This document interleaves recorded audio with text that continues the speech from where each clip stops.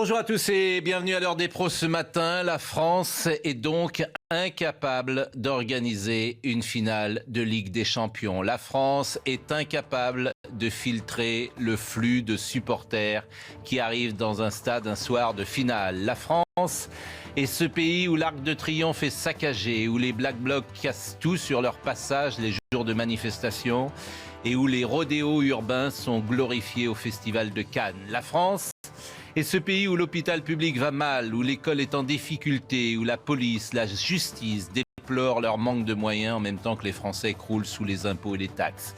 Le Stade de France a révélé une fois encore les manques de l'État. Un État impuissant, un État déficient, un État défaillant, un État fort avec les faibles et faible avec les forts.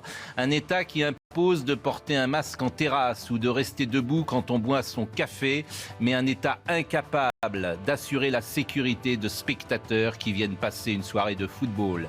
Et comme toujours, aucune sanction ne sera prise. Et comme toujours, rien ne changera. Et pire que tout, le déni sera la ligne de conduite de ceux qui gouvernent. Tristesse, résignation, désolation ou colère, chacun choisira son sentiment qu'une expression résume ce matin.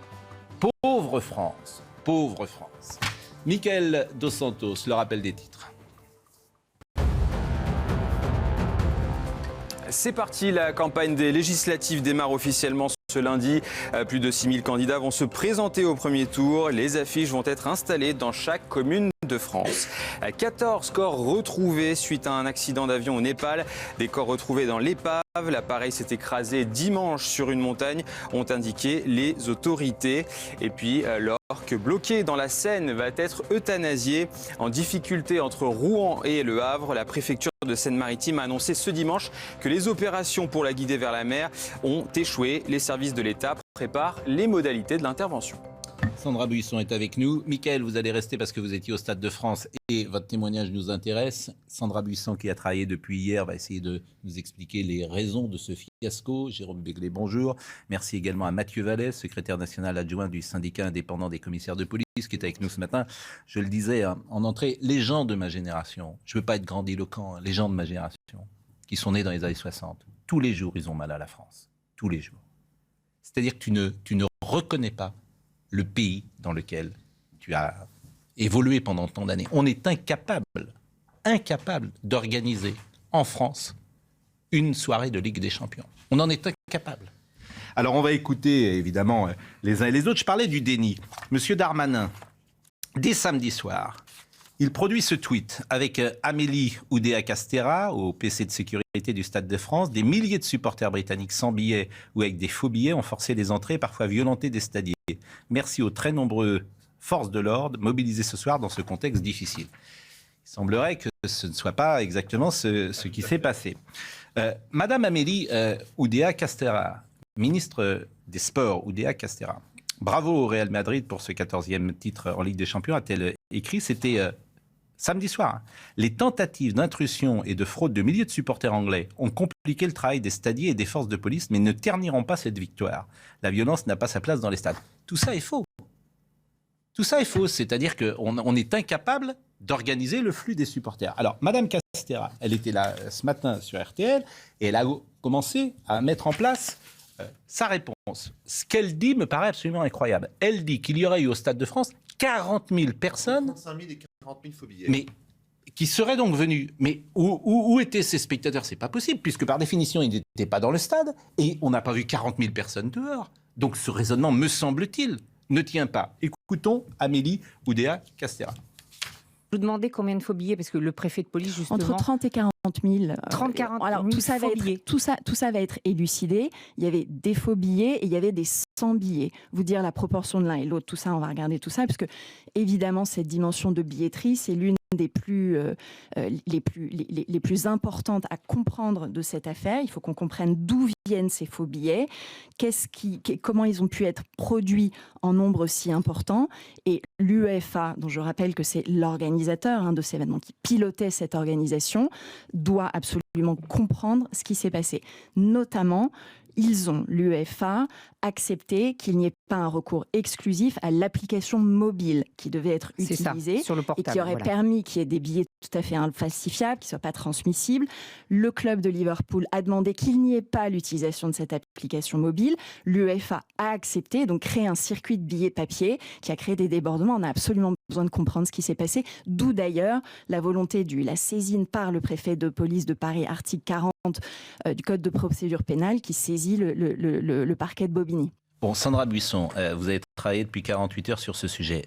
40 000 supporters ou 40 000 supporters ou ultra-britanniques, supporters d'ailleurs, qui n'auraient pas eu de billets. Mais on ne les a pas vus. Je veux dire, c'est pas possible. Il n'y avait pas 40 000 personnes sur le parvis. Alors, ce que dit la ministre, c'est 40 000 personnes munies de faux billets ou sans billets. Alors, ce qu'on a, nous, oui, mais comme ils auraient info, été où, ces 40 000 personnes c'est pour ça que le chiffre qui sort un peu du chapeau ce matin pose question, parce que nous, les infos qu'on avait avant le match, c'est que les autorités s'attendaient à ce qu'il y ait 50 000 Britanniques sans billets. C'est pour ça qu'il y avait une fan zone qui avait été prévue pour 45 000 personnes, qui a été largement remplie. Ça veut dire que sur ces 50 000 sans billets, il y en a 44 000 qui ont été dans la fan zone. Et qui étaient en fan zone, mais c'était pas... Oui, mais elle tente d'expliquer les débordements par des gens qui seraient venus devant le stade et qui auraient créé un embouteillage. Mais ça, c'est pas vrai. Il en resterait 6 000 du coup qui étaient sans billets, qui seraient venus, et donc 35 000 qui auraient pris des faux billets. Effectivement, les gens qui étaient sur place n'ont pas vu cette masse de plusieurs dizaines de milliers de personnes. Personne ne l'a vu. En revanche, ce qu'il faut noter, c'est qu'il y a eu quand même 2 gros phénomènes problématiques sur cette soirée-là. Effectivement, il y a eu ce problème de faux billets qui était couplé à un problème d'accès et d'engorgement, parce que l'accès via le RERD était très compliqué. Donc ça s'est cumulé, voilà. Et puis, il y avait peut-être... Grève, et disons-le, grève, oui, non mais grève, c'est pour ça qu'il y a toute la France là-dedans. Peut-être que Mickaël Dos Santos va retourner devant le plasma, parce que Madame Lévy est arrivée. Je fais tout ça en direct. Je reviens. Voilà, mais parce que vous étiez au Stade de France, mais... non, notre ami Dos Santos va rester, Non, restez avec nous devant le plasma. Je reviens, parce qu'il faut que je revienne. Alors, bon, oui. Donc il y a ce problème. Je termine juste sur la grève. Grève parce que match. Il y a toute la société française. Tu as un match, soir de finale, donc tu te mets en grève. Voilà, c'est la France. Pour faire un moyen de pression efficace. Exactement, c'est la France. Non, mais c'est important de le dire. Donc il y a ce problème d'engorgement dans l'accès au stade, qui est compliqué par le phénomène des phobes, mais il y avait déjà un problème parce que, a priori, l'organisation des stadiers, qui est du ressort de l'UEFA, n'est pas tout à fait raccord avec l'ampleur de l'événement. Donc ça, c'est le problème UEFA que l'UEFA a reconnu. Et de l'autre côté, il y a un autre phénomène qui était d'égale importance, c'est le phénomène des vols et des pillages autour du Stade de France par des jeunes des quartiers. Et ça, c'est un autre phénomène qui, effectivement, n'apparaît pas dans les propos des autorités. Je voudrais dire une chose, parce que vous l'avez évoqué en quelques secondes, il y a eu 2 fan zones à Paris, une pour les supporters anglais, une pour les supporters espagnols. 40 000 d'un côté et 30 000 de l'autre, de tête. Ça s'est merveilleusement bien passé. Fan zone, il faut expliquer ce que c'est là où les supporters... C'était à Vincennes, voilà. C'est là où les supporters qui n'ont pas accès au stade viennent ensemble communier, voir sur des écrans géants leur équipe. Ça s'est merveilleusement passé. Pas un incident, pas de charge de CRS, tout était parfait. Ce qui veut bien dire que le problème est un problème d'organisation in situ, sur les lieux du match. On ne peut pas mettre ça pour une fois uniquement sur le dos des hooligans, des supporters anglais, des supporters espagnols, qui que quoi. Là, ça s'est bien passé. Mais vous auriez pu aussi citer le fait qu'il me semble que c'est pas la première fois que et le Liverpool et le Real Madrid sont en finale de la Champions League et que c'est la première fois, me semble-t-il, récemment que ça se passe aussi mal. Moi, je voulais d'abord vous dire que votre édito que j'ai écouté dans la voiture m'a fendu le cœur parce que c'est vraiment le sentiment qu'on avait tous. Pauvre France. Pauvre France. Pauvre France. C'est le sentiment. Non, attendez, pardon, si ça vous ennuie pas, Jérôme, je finis.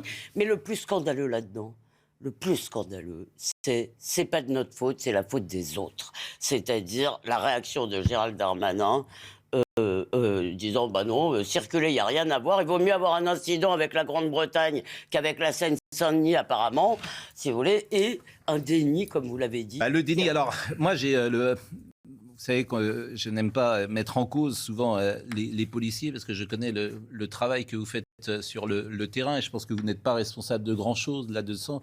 Mais manifestement, vous n'étiez pas assez nombreux l'autre soir. Il y avait moins de monde au Stade de France que pour les manifs du 1er mai à Paris.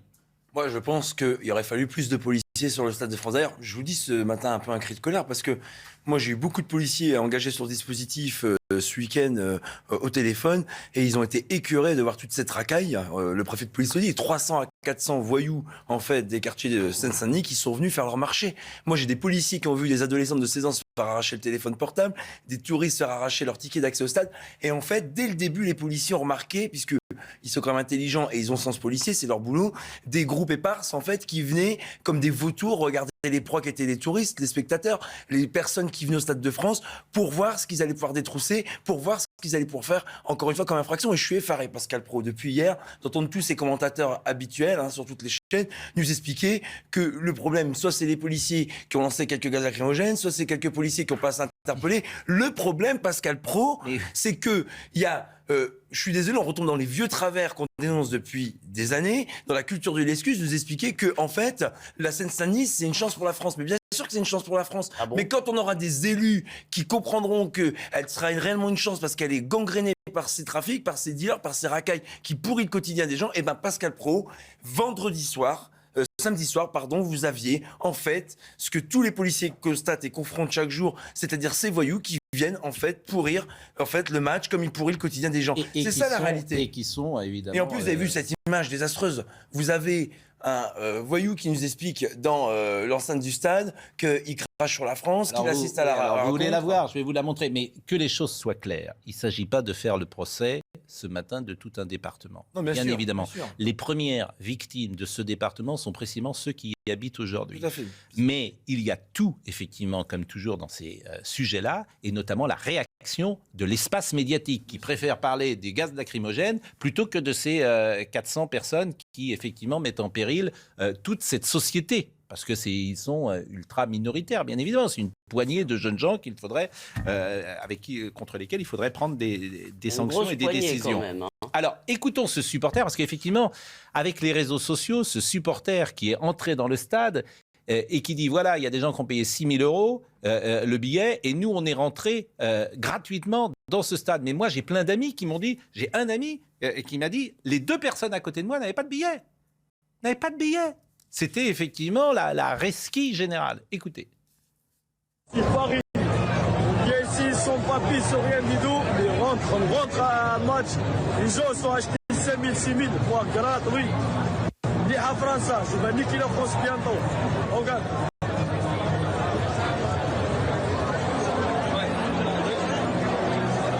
Si on tout vive l'Algérie, le Maroc, on est ensemble. Bon, donc c'était un supporter, effectivement, il a fait le buzz sur les réseaux sociaux. Le communiqué de presse de la préfecture de police est absolument lunaire. Avant la rencontre opposant les clubs de Liverpool et du Real Madrid, de nombreux supporters sans billets pour le match ou détenteurs de faux billets ont perturbé l'accès au Stade de France. L'intervention rapide des forces de l'ordre a permis le retour au calme et l'évacuation des perturbateurs hors du parvis du Stade de France. La dispersion des spectateurs se déroule sans difficulté. Les gens ont été pillés, tout ça. C'est lunaire, c'est le déni. C'est rien passé. Mais le déni. C'est-à-dire que moi, j'ai des gens qui ont perdu leur portable. C'est rien passé, il n'y a pas une mort. Donc tout va bien, il n'y a pas une mort. Aucun incident majeur n'a été constaté dans les fan zones, dit le préfecture de police. Ouais. Bon. Ce qui me choque le plus dans cette affaire... précis, sur la fan zone du cours de Vincennes, j'y étais engagé, il y avait 41 000 supporters britanniques et ça s'est très très bien passé. D'ailleurs, moi j'étais sur place. Des supporters polis, courtois, respectant les consignes qu'on leur donne. Et à la Basilique Saint-Denis, on avait 6 000. C'était une zone pour 6 000. Le vrai problème de la France, et il va falloir commencer à le dire. Hier, j'ai regardé le service public. En l'espèce, le journal de France 2. Bon, pas un mot. Pas un mot là-dessus. Sur les problèmes de ces jeunes, ce que vous avez appelé racaille, et je ne reprendrai pas ce terme-là, c'est vous qui l'avez dit. Mais pas un mot. C'est-à-dire que vous avez une information officielle aujourd'hui qui devient de la propagande. C'est absolument fascinant ce qui se passe dans ce pays. C'est le service public, les journalistes de France 2 hier ne disent pas un mot de ces 400 jeunes. Alors, comment est-ce possible en fait ? Comment on va s'en sortir si maintenant il y a une organe officielle ? C'est la Pravda. Alors, attendez. Michael Dos Santos, il est 9h15. Le centre hospitalier de Vendée pousse la sonnette d'alarme. Dans un courrier, le directeur du CHD situé à La Roche-sur-Yon a annoncé des fermetures de lits cet été. Les congés du personnel, eux, seront maintenus. L'Union européenne va-t-elle sanctionner une nouvelle fois la Russie? Les 27 pays membres se réunissent pour débloquer un possible 6e paquet de mesures, dont un embargo pétrolier. Pour le moment, seule la Hongrie semble s'y opposer. Et puis Londres se prépare pour le jubilé de la reine du 2 au 5 juin. La capitale britannique va célébrer les 70 ans de règne d'Elisabeth II. 2 jours sont fériés pour l'occasion. Plus de 200 000 événements partout dans le pays. Que dites-vous, Sandra Buisson? Je voulais préciser qu'effectivement, vous avez cité la première déclaration de la préfecture de police qui effectivement ne faisait allusion qu'au phénomène des phobies et d'engorgement.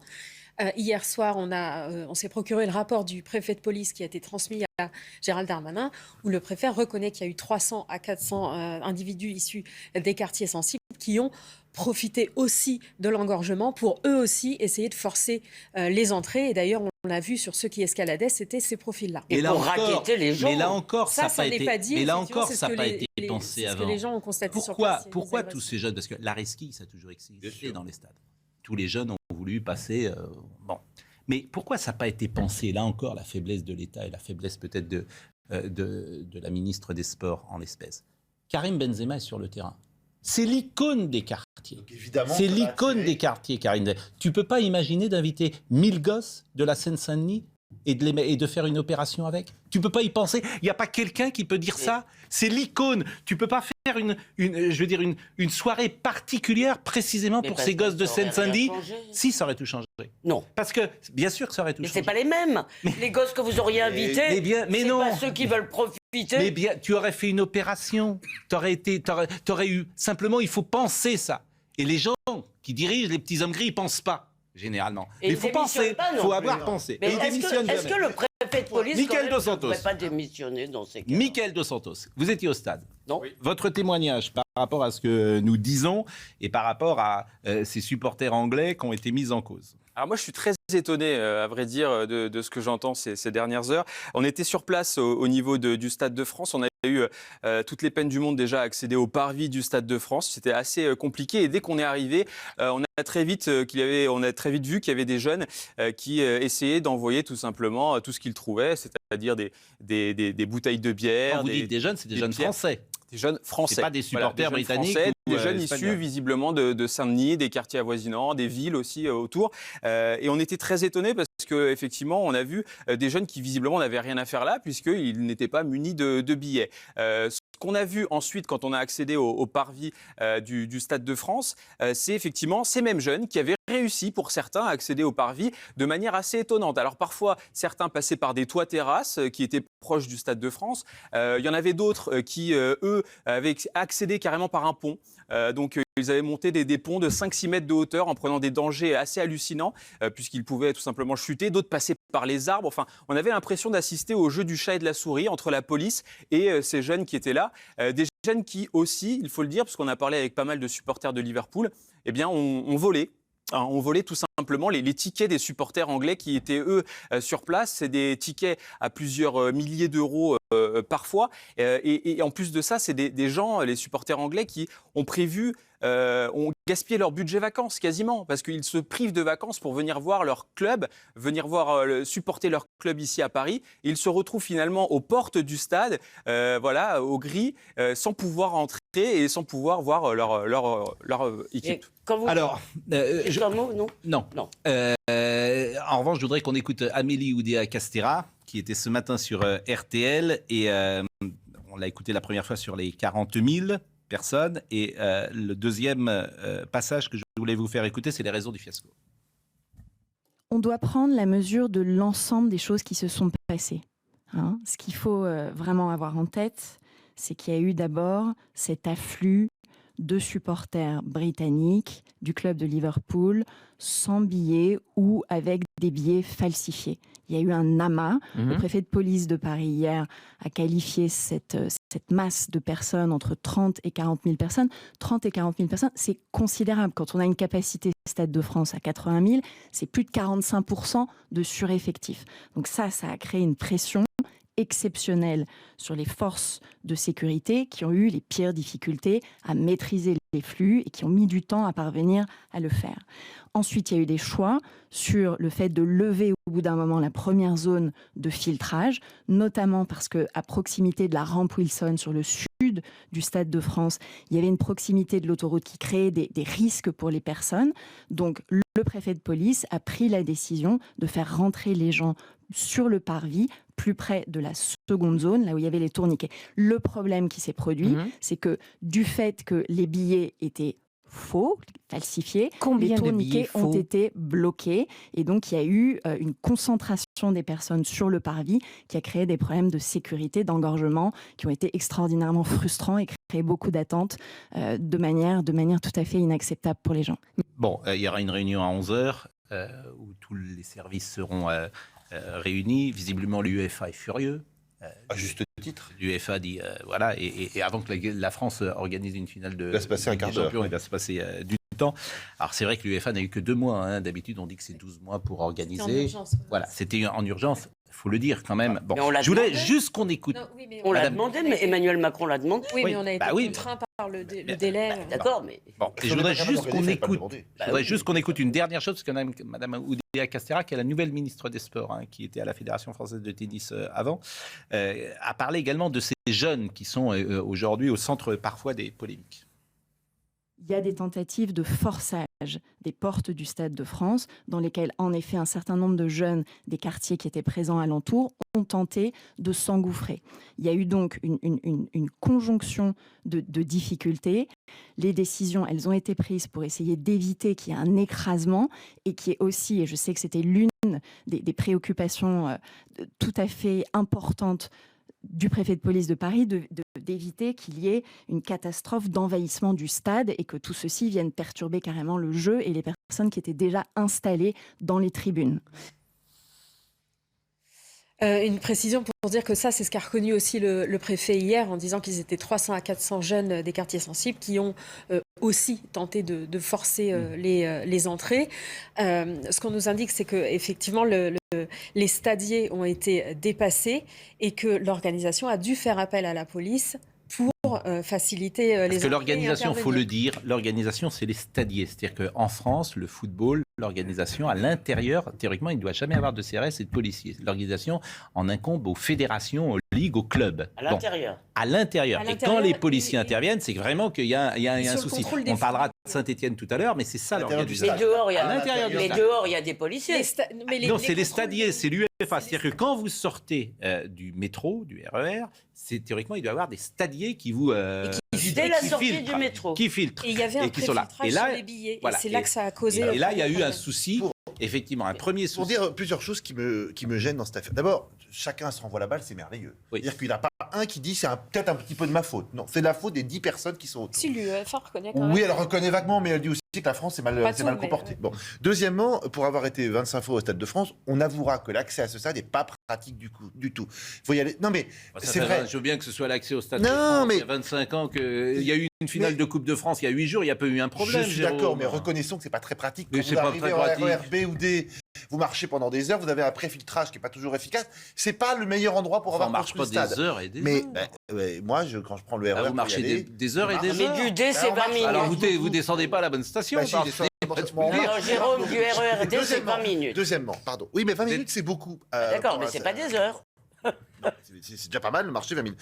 Troisièmement, et c'est ça qui me gêne un petit peu là, c'est que on n'a pas pris conscience que cet événement était retransmis devant 400 millions de téléspectateurs et de l'impact que ça peut avoir pour la France. C'est-à-dire que, quand bien même vous savez que ça va être un petit peu compliqué, vous mettez les petits pas dans les grands parce que vous savez que c'est l'image de la France qui va être véhiculée. Et là, rien n'a été fait. C'est-à-dire que vous doublez les effectifs, vous mettez plus de policiers, vous mettez des vigiles éventuellement supplémentaires, vous faites en sorte que ça se passe bien. C'est votre vitrine, c'est votre image. Vous ne pouvez pas laisser ça comme ça à l'abandon. Mathieu Vallée, parce que Mathieu doit partir, je crois que vous devez partir à 9h25. Hein, sauf si vous voulez rester un peu avec nous. Mais je crois que c'est un plaisir de rester avec vous, Pascal promet. Vous avez des rendez-vous aujourd'hui. Ouais. Donc, cette affaire d'effectifs, vous l'avez un petit peu évoqué tout à l'heure. Ces jeunes, par exemple, qui sont aujourd'hui, qui sont intervenus et qui, disons-le, sont à l'origine, c'est ce qu'on comprend en tout cas, des débordement. Ces jeunes-là, les policiers sont intervenus, on ordre de ne pas intervenir pour ne pas, parce que ça peut être dangereux forcément d'intervenir sur ces jeunes. Sur le parvis du Stade de France, c'est depuis en fait la station RER B qui en fait permet d'accéder au stade, comme on évoquait tout à l'heure. Il y avait des policiers qui étaient en civil, il y avait des dispositifs antidélinquance qui étaient mis en place. Je pense qu'il aurait fallu les renforcer effectivement parce que, à mon avis, on ne s'attendait pas à ce qu'il y ait 300 à 400 mais parce que personne n'a dit. Mais vous savez pourquoi ?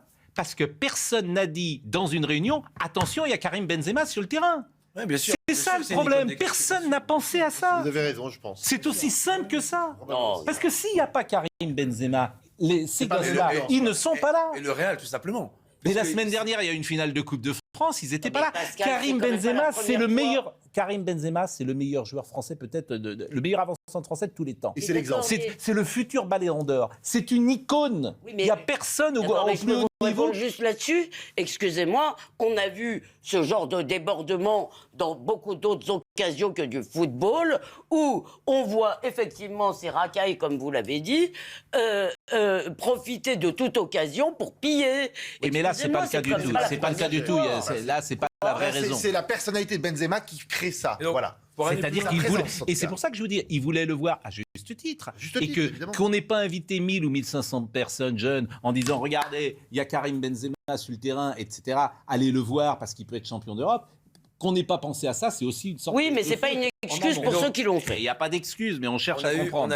On a eu 105 interpellations qui se sont traduites à la fin par 39 gardes à vue. On a en fait un dispositif qui visait à interpeller ces voyous. Et la réalité, c'est ce que je vous disais tout à l'heure, c'est que si on veut pas stigmatiser ces quartiers, si on veut enfin, parce que ça en dit long sur les racines du mal de notre pays, Bah oui. auxquelles les policiers font face chaque jour, et les citoyens, comme vous le disiez tout à l'heure, les plus faibles et les plus vulnérables, qui n'ont que la police pour les protéger. On a en fait, lors de cette finale, ces voyous qui pourrissent au quotidien nos quartiers, notre pays, et surtout, il faut le dire aussi, dans les interpellés, vous avez des voyous nationaux, vous avez des voyous de nos quartiers, mais vous avez aussi des voyous sans papier, des mineurs étrangers isolés, et c'est pas être raciste de le dire, c'est une réalité. Et tant qu'on mettra pas le doigt sur ce qui fait mal, sur la réalité de ce que constatent les policiers, parce qu'on dit sur les plateaux, parce que les grands théoriciens ou certains élus ne connaissent pas parce qu'ils vont pas assez en fait. Mais ils les mains dans le savent cambouis. tout ça. Mais ils le disent pas. Mais le ils disent savent, pas. mais ils on ne se donne veulent pas les moyens. pas. On se donne pas les Et moyens. on sort d'une On a campagne. peur de l'embrasement des Ils banlieues, donc on met pas ne veulent d'étincelle. pas. Ils ne veulent je veux vous dire, pas. Pascal Pro, On est dans le déni. c'est que les- Ça n'existe pas. c'est que les- Sur France 2 hier, pas un mot. La propagande d'État se met en place. Mais- Pas un mot. Ce Qu'est-ce que vous voulez que je vous et dise? je suis content que vous l'ayez rappelé dans votre Je vais édito vous dire un et, truc. et dans vos propos, c'est que les policiers, sur les fan zones, ont fait un excellent travail puisqu'il n'y a pas eu de sujet. D'ailleurs, c'est Bien l'État sûr. qui a géré tout seul. Donc, Bien sûr. et sur le Stade de France, mais bien sûr que malgré les interpellations, malgré le dispositif qui a mis en place, malgré notre motivation à intervenir, quand on a des images comme on a eu, quand on a eu des victimes, parce que je pense aux victimes ce matin et notamment étrangères, j'aurais aimé, moi, si je suis dans un autre pays, ne pas avoir à subir ces infractions, à avoir à subir ces voyous et pouvoir, comme vous dites, aller à une finale de Ligue des Champions sans se faire détrousser, sans se faire agresser, sans se faire finalement faire les poches avant de pouvoir assister à une rencontre. On de est cette très en envergure. retard, on est déjà 5 minutes en retard, mais on va marquer une première pause. Peut-être, je vais vous libérer, si Ouais. j'ose dire. Merci de votre invitation. Normalement, c'est l'inverse, c'est les policiers qui libèrent les autres. Je vais vous libérer. Et sur la route, alors je précise quand même que malgré tout ça, la France va bien. Les Français vont pas si mal parce qu'ils étaient sur les routes ce week-end. Fascinant. Donc c'était absolument fascinant. Moi, la route Nantes-La Baule, j'ai dû la faire 400 fois ou 500 fois. Hein. On est d'accord depuis 1985 que je viens à Paris régulièrement. Paris-La Baule, pas Nantes-La Baule, Paris-La Baule. Oui, et Paris-La Baule, mais là c'était La Baule Paris. Bon, La Baule Paris. J'ai mis Combien de temps 7h50 hier. Record battu. Et je me suis pas arrêté. Et pareil pour les gens qui viennent de Deauville, vous aussi. Voilà, La Normandie, c'est 7h50. délirant, Je suis pareil. parti à 11h de la Baule, je Ouais. suis arrivé à 7h. Et je me suis pas arrêté. Mais je veux dire, c'était très agréable parce que j'étais avec ma fille, on rentrait tranquillement. C'est très agréable la voiture pour parler. On parle comme ça, c'est très bien. Mais enfin, n'oubliez pas qu'il y a- 7h50. ouais, il y a une France. 7h50. Il y a quand même une France qui ne part pas, il faut quand Oui. même pas l'oublier. D'accord avec vous. Ben, et alors maintenant, avec les ordinateurs, tu sais tout, etc. 56 km/h de moyenne.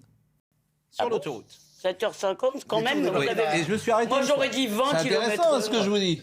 Vraiment, bon. Merci. Merci à vous, Mathieu Pascal Vallet. Pro. Merci. La pause, à tout de suite. 7h50. Philippe Bilger nous a rejoint. On est un peu en retard pour le flash, pour le rappel des titres en tout cas, avec Mickaël Dos Santos. Les 3 infos à retenir, Mickaël. La nouvelle chef de la diplomatie française en déplacement à Kiev, en Ukraine, Catherine Colonna, ministre des Affaires étrangères, veut témoigner de la solidarité de la France à l'égard du peuple ukrainien. Elle s'entretiendra avec le président Volodymyr Zelensky et se rendra à Boutcha. 100 milliards d'euros, l'Allemagne investit massivement dans son armée. Le gouvernement et l'opposition conservatrice ont trouvé dimanche un accord face à la menace russe. Le pays souhaite moderniser son armée. Et puis La Rochelle, sur le toit de l'Europe. Plus de 35 000 supporters ont célébré hier avec les joueurs la victoire du Stade Rochelais, champion d'Europe de rugby. Les joueurs ont paradé en bus suite à leur victoire samedi face aux Irlandais du Leinster. La France est donc incapable d'organiser une finale de Ligue des Champions. Et Mickaël, on vous a entendu une première fois tout à l'heure, vous étiez présent au Stade de France. Et je voudrais que vous nous rapportiez la sortie des supporters, notamment de Liverpool. Comment ça s'est passé ? Alors on était sur le parvis du Stade de France et les supporters de Liverpool sont tous sortis par la même porte. Une porte ? Une seule porte. Donc exactement. Il y a 40 000 personnes qui passent par une porte. Alors 20 000 à peu près. Dans le stade, ils étaient un peu plus de 20 000. Ils sont tous sortis par la même porte et forcément, les supporters anglais étaient très en colère. Ils ne comprenaient pas du tout pourquoi on les faisait tous sortir par la même porte. Alors ce qu'il faut comprendre, c'est que le Stade de France est un peu surélevé. Donc il y a le parvis. Et puis juste en dessous, il y a des rues. Voilà, il y a une route. Et là, il y avait des jeunes qui étaient au pied du pont où passaient les supporters anglais pour se diriger vers la station de RER. Donc forcément, qu'est-ce qui s'est passé ? Au moment où les supporters anglais sont passés sur le pont, les jeunes qui étaient en bas les ont vus. Et donc, il y a eu des échanges de gaz lacrymogène, de fumigène. Et nous étions sur le pont avec les supporters anglais. Et on a été aussi victimes de ces gaz lacrymogènes. Belle organisation française. Alors, attendez, on va juste dire un truc. Il y a eu la veille une finale de Coupe d'Europe de rugby qui s'est organisée aussi en France, puisque c'était à Marseille, entre un club anglo-saxon, le Leinster, et un club français, La Rochelle. Tout s'est merveilleusement passé.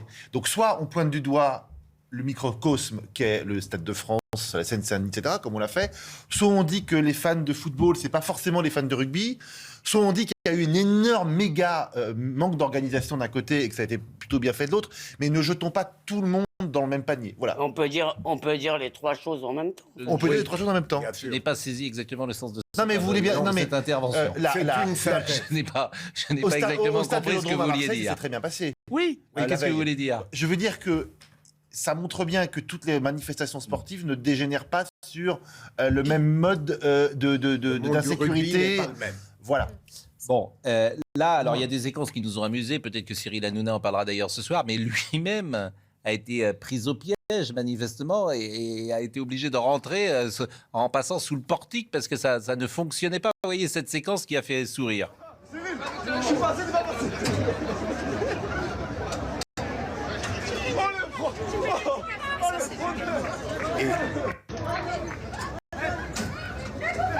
Ça, c'est l'organisateur. C'est-à-dire que son code barre avait dû être utilisé par quelqu'un d'autre. C'est passé vraiment inadmissible. C'est incroyable. À cause de Cyril Hanouna, tout le monde est passé. Tout le monde est passé sans billet. Mais c'est incroyable. Et moi, ça m'a énervé. Mais c'est incroyable. Bon, alors ça c'est l'organisateur. Pourquoi il rentre pas, Cyril ? Alors soit il y avait un problème avec le billet, soit on a rapporté aussi, certains témoins ont rapporté le fait que certains tourniquets ne fonctionnaient pas. Ça, c'est l'organisateur qui doit gérer. Donc là, c'est pas l'UEFA, c'est le Stade de France, c'est le consortium. C'est pas l'organisateur, c'est le Stade de France. C'est le consortium. Parce que Cyril, Hanouna, il devait avoir un billet. J'imagine qu'il devait avoir un billet. Oui, mais Donc il va en parler. fabriqué dans sa Mais cave. attendez, est-ce qu'il a pas pu, sans le savoir, acheter un faux billet ? Non, je pense pas. On est avec Sarah Menet, qui est journaliste de sport et correspondante en Angleterre. Alors, c'est toujours intéressant parce que si en France, il y a des pudeurs de gazelle, parfois pour des raisons qu'on sait, tous ces sujets-là sont traités avec des pudeurs de gazelle par la presse. Pourquoi ? C'est toujours le même phénomène. C'est-à-dire que si vous parlez de cela, dans les rédactions, certains disent « Oh, attention, vous faites le jeu de l'extrême droite. » Voilà, Donc il vaut mieux stigmatiser les Anglais. Je le résume à grands traits. Ah bah non, mais vous n'allez pas encore jeter de l'huile. On a traité ça au journal du dimanche samedi soir parce que justement, on a bouclé. On va jouer. Vous allez jeter de l'huile sur le feu. Je vois bien, c'est de la psychologie. Mais Jérôme a dit la bonne chose. Simplement, chère Elisabeth. Pardon. Simplement, la presse étrangère, elle n'a pas ses pudeurs de gazelle. Et là, elle bastonne sur la France. Regardez, stade de farce, on a vu rouge, etc. La police a même tiré sur mon fils de 9 ans. Bon, Donc là, elle n'a pas. Et je voulais simplement avoir Sarah Menet, qui est journaliste de sport et correspondante en Angleterre. Vous avez des jolis drapeaux derrière vous. Sarah, je vous félicite. Manifestement, vous êtes une amatrice de football. Je voudrais que vous nous disiez quelle est la couleur ce matin, hier et ce matin, de tous les journaux anglais et ce qui se dit dans les médias anglais.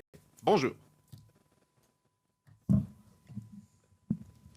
Bonjour Pascal, bonjour à tous. C'est bien ce qui se dit dans les médias anglais. On tire évidemment à boulet rouge sur les Français, sur l'organisation de cet événement. Alors, il faut dire que ce qui a vraiment jeté de l'huile sur le feu, pour le coup, c'est ces deux réactions de notre ministre des Sports et de notre ministre de l'Intérieur, Gérald Darmanin. Parce qu'à partir du moment où ils ont accusé finalement les supporters anglais d'avoir provoqué le trouble, eh bien là, on a vu rouge en Angleterre parce qu'on a trouvé ça très injuste. Et donc, ont afflué des témoignages de supporters de Liverpool, vous l'avez dit, des familles, notamment des jeunes papas qui étaient là avec leurs enfants et qui se sont fait gazer à coups de gaz lacrymogène. Et donc, forcément, ça n'est pas passé parce qu'on l'a vécu un petit peu ici comme la double peine. C'est-à-dire qu'ils ont été déçus de l'organisation. Et en plus de ça, derrière, on les accuse, eux, d'avoir causé le trouble, alors que vous l'avez dit en plateau il y a quelques minutes, tout n'est pas rouge ou noir et que finalement, il y a aussi plusieurs vidéos qui nous sont parvenues qui prouvent qu'il y a des supporters français, des locaux, qui ont essayé de forcer l'entrée du Stade de France. Il y a une répression assez violente de la gendarmerie qui était présente sur le parvis du Stade de France. Et donc aujourd'hui, au Royaume-Uni, la presse vraiment n'est pas contente, elle fait le savoir. Elle réclame aussi à ce qu'une enquête ait lieu, une enquête indépendante de l'UEFA, pour déterminer vraiment ce qui s'est passé sur ce parvis du Stade de France. Mais effectivement, il y a au moins une chose ici qu'on ne comprend pas du tout, et c'est pour ça qu'on est très critiqués, nous, en tant que Français, sur la gestion de cet événement, c'est l'utilisation des gaz lacrymogènes sur le parvis du Stade de France. C'est pas du tout dans la culture ici au Royaume-Uni, la police n'en fait pas usage, et donc on n'a pas compris, et aujourd'hui on critique vraiment massivement ça dans la presse britannique. Merci beaucoup, Sarah. À qui sont ces drapeaux que je vois? Ces drapeaux, ces maillots qui sont manifestement des maillots pour enfants, je pense. Pascal, vous devriez les connaître. Sergio Ramos, Benzema, Loris. Alors on a un petit peu de Real Madrid, hein, ouais, Sergio Ramos, Karim Benzema, enfin Real Madrid pour le coup, Paris Saint-Germain. Non, mais à qui ils sont, je veux dire, à qui ils appartiennent? On a les maillots de l'équipe de France qui sont juste là. Oui, non, mais Sarah, c'était à qui ils appartiennent? C'est vos maillots? Ah, moi, ils m'ont colocataire, si vous voulez tout savoir. Eh bien, écoutez, bravo pour ces maillots. Bon, Philippe Bilger, je trouve souvent que certains sujets révèlent toute la société française. Et là, on a une synthèse entre les actions, les réactions, le déni, on a tout. Mais Pascal, votre édito, et je le dis pas toujours, était remarquable. Pauvre France, c'est un sentiment d'absolue déréliction, ça c'est clair. Mais je suis frappé par autre chose. C'est une banalité de dire que les causes de ce scandale de samedi soir sont multiples. Mais il y a d'abord, à mon avis, l'incurie de l'État, tout de même. Et on ne peut pas demander à Gérald Darmanin, pas plus qu'à la ministre des Sports, et évidemment Emmanuel Macron, alors que c'est la honte pour la France, n'est pas intervenu encore. On ne peut pas leur demander de cibler la responsabilité de l'État, la leur en réalité. C'est ce qui me frappe, c'est qu'après... Mais parce qu'ils sont incapables de s'incriminer eux-mêmes. Et c'est le gros problème. Non seulement on a un scandale, comme samedi soir, mais on est incapable... dans l'urgence, de faire le diagnostic qui convient, et l'État est incapable de s'accabler lui-même. D'accord, on ne peut pas leur demander était une sorte d'antiphrase. Bien sûr. Pardon, excusez-moi, Philippe. Et donc, derrière, pardon, je l'ai entendu tout à l'heure, il y a un mélange, je le répète, d'un curé de l'État, une telle obsession parfois du maintien de l'ordre qu'elle aboutit à des aberrations contraires, la voyoucratie qui profite et qui fait, comme l'a dit une syndicaliste policière ce matin, une véritable razzia. Il y a un ensemble de causes qui, en réalité, se multiplient un peu partout. À Saint-Étienne, c'est pas du tout le même phénomène, mais il y a une violence qui s'exprime. Mais à Saint-Étienne, c'est très intéressant, Saint-Étienne. Je connais bien les réactions des clubs vis-à-vis des ultras. Hier, il y avait une tribune qui était suspendue. Bon, elle était vide. Bon, que fait la Ligue et que fait le club? Au lieu de suspendre les abonnés ultras, elle les replace dans son stade. Non. Elle les, bien sûr, ailleurs. C'est-à-dire la tribune est suspendue, mais pas les gens. Exactement. Donc vous avez... On dispatche partout ailleurs. Ah ouais. Voilà. Donc les ultras Parce Ils que sont c'est un mal vrai, filés, c'est un mal phénomène filés. XXL, les ultras en France. Mais moi, quand j'étais dans le foot, j'en parlais sans arrêt, je me faisais massacrer par les Ah bah oui, ultras. il y en a qu'en Parce Angleterre. parce qu'effectivement, là aussi, vous avez toute une presse qui explique que les ultras, c'est formidable, que les ultras au Parc des Princes, c'est merveilleux, que le seul qui a vraiment fait une vraie politique, c'était Robin Le Proux. On allait tranquillement au Stade de France, mais certains t'expliquent qu'il n'y avait pas d'ambiance au parc. Enfin, bref, des sottises, comme toujours. Donc, vous avez toute une presse qui dit formidable, les ultras, c'est comme les rodéos urbains. mettent l'ambiance. Forcément, c'est Ils mettent bien, l'ambiance. c'est très bien. Les rodéos urbains, ils sont glorifiés à Cannes. Vous êtes dans un pays où elle a eu un prix, la jeune femme qui a fait ce film. Pour un certain regard, elle a eu un prix. Coup de cœur, je crois, d'un certain regard. Donc, vous êtes... Ce pays marche cul par-dessus pardon. Donc, mais avec, comment dire, la faiblesse, l'exemple que je cite, c'est très intéressant. Les ultras...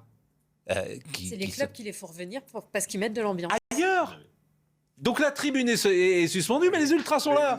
Bon, bah après... Vous savez, moi qui ne suis pas le foot, je croyais que les hooligans étaient un phénomène simplement anglais et que chez nous, les supporters... Mais vous avez tout... Les Anglais se vendent Allez, aujourd'hui, on les attend. il est 9h46, on parlera tout à l'heure de Saint-Étienne. On parlera tout à pièce. l'heure de Saint-Étienne et on va revenir sur les faits, mais il est de retour, Mickaël Santos, avec nous pour le rappel des titres.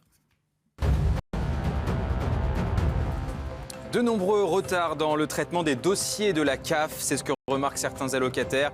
Ces retards concernent notamment les allocations logement ou familial. Cela serait dû à la réforme des APL en 2021. L'OTAN va déployer des forces armées en Europe orientale. Avec la guerre en Ukraine, la Russie a invalidé l'acte fondateur, juge l'Alliance Atlantique. Elle n'a plus aucune restriction vis-à-vis du pays de Vladimir Poutine. Et puis enfin, les Lyonnaises championnes de France de football, elles ont vaincu le PSG 1-0. C'est le 15e titre de championne de France pour l'Olympique lyonnais après leur sacre européen. Merci Mickaël. Je vais remercier Sandra Buisson, sauf si vous avez quelque chose à ajouter sur tout ce qu'on a dit depuis 9h et peut-être nous dire aussi ce qui va se passer ces prochaines heures. Alors, ce qui va se passer, c'est cette réunion cruciale au ministère des Sports et des Jeux Olympiques. Le titre est important dans le titre de la ministre des Sports. Et puis peut-être rappeler que pour les deux perspectives qui sont d'ampleur pour la France, c'est-à-dire la Coupe du Monde de rugby et les JO, effectivement, il y a plusieurs sources qui disent c'est pas les mêmes supporters que les supporters de foot, donc vraisemblablement ça sera peut-être moins compliqué à organiser. Mais d'un autre côté, on sait que la feuille de route de Gérald Darmanin pour ces 5 ans, elle se décline principalement autour de ces JO. Et une source sécuritaire nous a dit cette semaine qu'un des enjeux principaux, ce sera de faire baisser la délinquance. C'est une question d'image, nous a-t-on dit, pour ces JO 2020. Ah non, mais c'est incroyable. Ils veulent faire baisser la délinquance pour les JO, mais pas parce qu'elle pourrit la vie des gens. Bien sûr. Non, mais c'est extraordinaire, ça, alors. Alors Thierry Henry... un niveau de délinquance acceptable. Thierry Henry, qu'on ne peut pas suspecter de quoi que ce soit, il avait eu ce petit tweet il y a quelques jours, parce que lui, il vit dans le monde entier, donc il a un regard sur la France. Il avait déclaré que Saint-Denis, ce n'est pas la même chose que Paris. Donc, effectivement, une déclaration qui avait choqué le maire de la ville. Mathieu Adotin, le maire PS de Saint-Denis, y a vu une connotation négative, bien sûr. Donc, techniquement, le stade est situé à Saint-Denis, avait dit Thierry Henry. Saint-Denis, ce n'est pas Paris. Croyez-moi, vous ne voulez pas être à Saint-Denis, ce n'est pas la même chose que Paris. Et M. Adotin avait dit, cher Thierry Henry, Saint-Denis n'est pas Paris, mais elle n'est pas infréquentable pour autant. Notre ville se transforme chaque jour et accueillera les JO Paris 2024. Plutôt que de railler Saint-Denis, n'hésitez pas à interpeller l'État sur les manques de moyens pour les banlieues. Ce qui serait marrant un jour, c'est de demander où les ministres vivent, où ils vivent. On prend la liste de tous les ministres de la République. Est-ce qu'il y en a un qui est à Saint-Denis ? Non. Alors est-ce qu'il y en a un qui vit à Saint-Denis ? Ce qui était en banlieue, c'était à Vincennes. Non, mais c'est très intéressant, parce que ces gens, évidemment, mais sont toujours dans le déni. Tu prends leur adresse, avant d'être ministre, parce que quand tu es ministre, tu as un ministère, j'imagine. Bon. Où est-ce que tu habitais ? Pourquoi vous n'y êtes pas, monsieur ? Ça serait intéressant de leur poser la question. Vous avez parlé du rat aussi ? Ah, le rat, oui, alors le rat, qu'est-ce que vous voulez Dans dire ? Notre-Dame, d'ailleurs, j'ai l'impression. Ouais. Alors, on va écouter, et c'est toujours ça qui est difficile, parce qu'il y a de la récupération politique, on le sait bien. Marine Le Pen a parlé, là, on va écouter Éric Zemmour, et c'est ça qui est difficile sur ces sujets-là, c'est que la récupération politique, ces sujets sont instrumentalisés de la même manière. Donc, c'est pas non plus peut-être ce qu'il y a de mieux. Éric Zemmour. Saint-Denis n'est pas Paris et que la Seine-Saint-Denis n'est plus la France depuis longtemps. Il y a des îlots encore français en Seine-Saint-Denis, mais pour le reste, c'est des enclaves étrangères, je l'ai dit pendant toute la campagne, et ces enclaves étrangères, d'ailleurs, ont largement voté à la présidentielle pour Jean-Luc Mélenchon. Il a appelé lui-même, il a comment dire, annoncer lui-même l'avènement d'un nouveau peuple, un nouveau tiers-État, dit-il, un nouveau peuple. Qu'est-ce qu'il va faire, ce nouveau peuple? Il va remplacer l'ancien peuple. Je salue Pierre Gentillet, qui est avocat au barreau de Paris. Ce qui est compliqué après une déclaration comme celle-là, c'est qu'elle est politique. Oui, mais Pascal, on ne peut pas interdire à quelques mouvements que ce soit de ne pas considérer le réel. Je veux dire, tout le monde, même Jean-Luc Mélenchon, en donne une interprétation tout à fait discutable, mais même lui est obligé d'admettre la réalité d'un scandale. Alors, que Éric Zemmour ou Marine Le Pen hier, sur une autre chaîne, viennent dire qu'il y a eu un scandale, a priori, il serait grave qu'il soit victime d'une totale cécité. Alors, je donne la parole à Elisabeth Lévy. Zemmour le dit depuis longtemps. Oui, c'est tout. Je donne la parole à Elisabeth Lévy dans une seconde, mais on écoute Marine Le Pen et Jean-Luc Mélenchon, puisque Marine Le Pen et Jean-Luc Mélenchon ont également réagi. Et effectivement, en pleine campagne législative, ça va être intéressant, parce que ça va être un marqueur. Ah oui, je suis tout à fait d'accord. C'est un marqueur, vous savez. Et on n'a pas fini d'en parler, parce que la réunion de 11h tout à l'heure au ministère des Sports n'a pas rendu tout son verdict. C'est un marqueur, parce que les gens... En fait, les gens, quand je dis pauvre France, mais ils se disent comme... Ils réagissent comme ça. Ils disent, mais qu'est-ce que c'est que ce pays? Qu'est-ce que c'est que ce pays? On est incapable. Quelle image on montre à l'étranger? Et on ne parle que des stades. Marine Le Pen. Des organisations dont il faudra que les organisateurs s'expliquent, et puis en partie par une délinquance traditionnelle, classique maintenant, qui a fait qu'à chaque événement, eh bien, celui-ci se transforme en émeute, se transforme en tentative de pillage. Si vous voulez, c'était ma première réaction. Ma deuxième, c'est la confirmation qu'en réalité notre État s'effondre. C'est sous notre confirmation qu'en réalité notre État s'effondre. Qu'on ne sait plus organiser une grande manif. Ça, la réalité, c'est cela. Qu'on ne sait plus organiser les Jeux Olympiques dans 18 mois. Extrêmement inquiétant. L'image, elle est lamentable, mais elle est inquiétante parce qu'en voyant ça, on voit clairement qu'on n'est pas préparé pour des événements du type les Jeux Olympiques ou peut-être le championnat mondial en rugby. Bon, c'est plus neutre. Un mot juste pour ajouter, c'est-à-dire qu'il faudrait quand même à un moment qu'on s'empare collectivement de la question migratoire. Vous l'avez dit, ceux qui sont le plus pénalisés, ce sont les immigrés installés. Ils sont français. Ils sont... Non, mais les immigrés au sens de l'INSEE, excusez-moi, ça comprend aussi les issus d'eux. Je suis navré de vous le rappeler. Oui, donc, ils sont chez eux en France. Non, mais comment? Ils sont chez eux en France. Mais ils sont chez eux en France, toutes les pratiques. Non, mais excusez-moi. Si on faisait déjà problème de sécurité plus que d'immigration. Est-ce que je peux aller au bout d'une phrase? Oui, mais c'est pas vrai. Parce que plus vous en faites venir. D'accord? Et vous avez qu'à interroger les gens. Interroger les gens en Seine-Saint-Denis. Eux, ils en ont ras-le-bol de voir ces racailles. Parce que, d'abord, beaucoup sont français, mais pas tous. Il y avait effectivement, les policiers l'ont dit, des migrants fraîchement arrivés sur le moindre droit de le faire. Et par ailleurs, nous avons un problème, si vous m'aviez laissé finir, vous auriez compris, d'intégration, une faillite de l'intégration d'une partie de ces immigrés qui pénalisent tous ceux qui vont bosser le matin, qui n'aiment pas les rodéos, qui n'aiment pas les racailles, qui n'aiment pas les vols, et qui sont évidemment une énorme majorité, ceux-là sont pénalisés par tous ceux qui font le bazar. Eh bien, il y a un moment, si vous n'arrêtez pas d'en faire venir, vous ne réglerez jamais la question de ceux qui sont là. Je suis navré. On va marquer une pause. Voilà. On va marquer une pause et on reviendra évidemment sur ce qui s'est passé au Stade de France.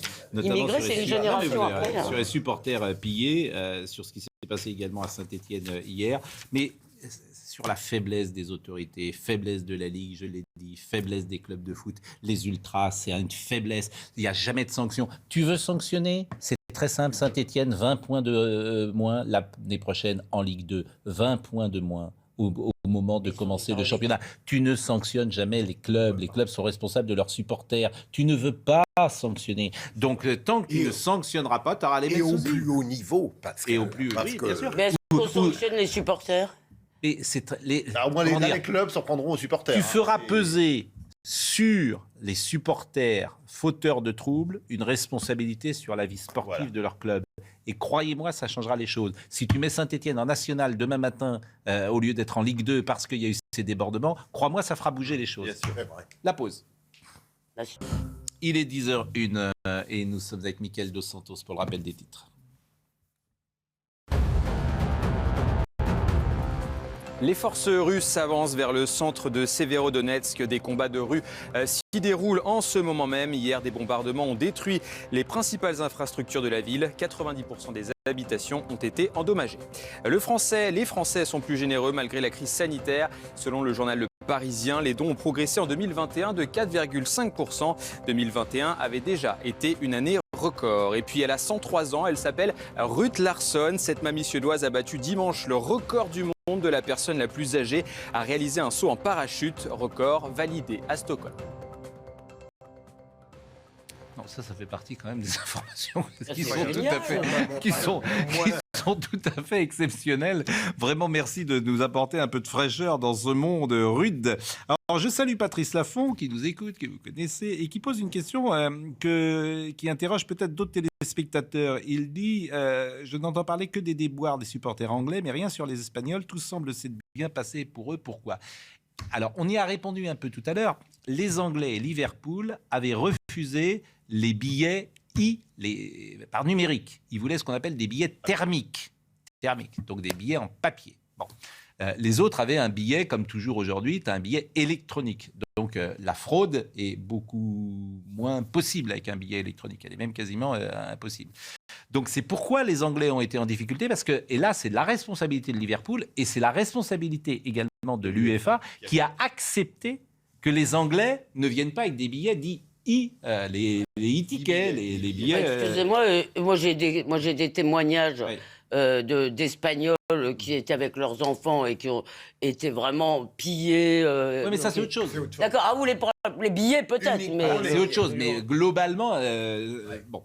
Retour sur les faits, alors que Pierre Gentillet nous a rejoint, il devait être là pour parler d'une affaire qui nous intéresse aussi, mais je pense qu'on n'aura pas le temps d'en parler. C'est cette jeune femme qui a porté plainte contre l'Opéra de Paris et qui est stagiaire à Valeurs Actuelles. Et on lui a expliqué, vous avez travaillé à Valeurs Actuelles, vous ne pouvez pas travailler. Corriger, on n'a pas encore porté plainte. Vous n'avez pas porté devant la justice. Non, on a demandé une enquête interne et ça, cette première étape a été acceptée. Il y a une enquête en ce moment, alors pas dans l'Opéra de Paris, mais l'association pour le rayonnement de l'Opéra de Paris, qui est la caisse pour les mécènes privés de l'Opéra de Paris. Alors, vous avez peut-être entendu parler de cette histoire. Donc, elle a voulu tester, elle voulait être à l'Opéra de Paris. Donc, elle a été reçue par une DRH, peut-être, ou quelqu'un des ressources humaines ? Non, elle a été reçue par quelqu'un. Alors, c'est une bonne question. Elle a été reçue par quelqu'un qui travaille dans la communication et qui est en lien, effectivement, avec les ressources humaines dans cette association. Donc, cette personne est identifiée ?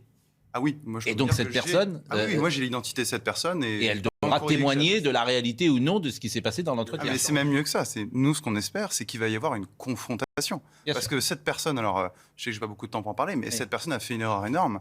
C'est qu'elle a fait un entretien avec Adélaïde, mais elle a fait un entretien dans la cafétéria de l'Opéra. C'est vous dire le peu de considération qu'elle avait. Sauf que il y avait des gens autour. Et ces gens ont entendu. Et notamment la dernière phrase que cette personne a prononcée, elle a dit « Madame, le racisme n'est pas une opinion ». Quand Adélaïde disait simplement qu'il fallait une diversité d'opinion, parce que c'est elle qui parlait de diversité en face de salariés. Donc nous, ce qu'on espère effectivement, c'est que cette enquête interne montrera que Adélaïde a été discriminée sur un fondement politique. Donc vous êtes travaillé à Valeurs Actuelles, vous êtes ipso facto raciste. Ah bah oui, c'est la conclusion de cette personne. À mon avis, ça vaut aussi pour CNews. C'est magnifique. Et ça, c'est pas une opinion, peut-être. Non. Et ça, c'est le monde de la culture. C'est fascinant. Moi, je suis très ennuyeux parce que j'ai envie tellement de défendre depuis toujours la culture, les arts. Mais le monde aujourd'hui de la culture, d'abord, souvent, il n'y a pas beaucoup de talent. Et c'est leur problème numéro un. C'est subventionné à mort. Leur problème numéro un, c'est qu'hélas, il n'y a pas beaucoup de talent. Et que, comme ils n'ont pas beaucoup de talent, ils préfèrent avoir des idées. Et les idées leur permettent de masquer leur talent. Et quand tu as des idées d'ultra-gauche, en gros, tu es tranquille. Voilà. C'est-à-dire que si tu fais un sujet avec si tu produis un film avec un sujet pour ceux qui te jugeront pour la presse, t'es tranquille. Pardon, c'est avec notre argent, excusez-moi, ça il l'accepte. Pas toujours, mais bon. Et en particulier l'opéra qui nous coûte un bras. On ferme la parenthèse. L'association, parce qu'elle ouvre droit à réduction d'impôts, et donc sont consentis à cette association. Donc, on ferme la parenthèse. Ce que je vous propose peut-être, c'est de